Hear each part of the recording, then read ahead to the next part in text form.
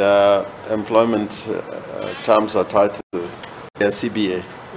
Yeah, an appeal has been made to Cabinet Secretary and Minister of Labour for harmonization of their terms. And we are still awaiting the Commission to pronounce itself on the matter.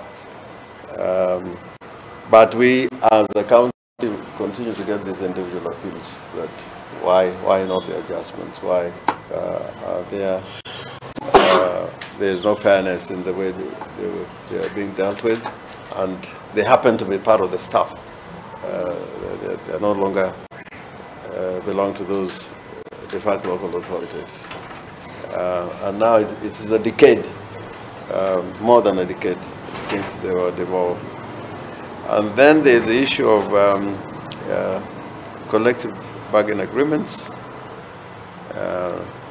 Some of those are pending, in particular the ones for nurses. I really get nervous when issues touch on nurses because of the very critical work they give. And I like our nurses here because, and our medical staff as a whole. Sometimes.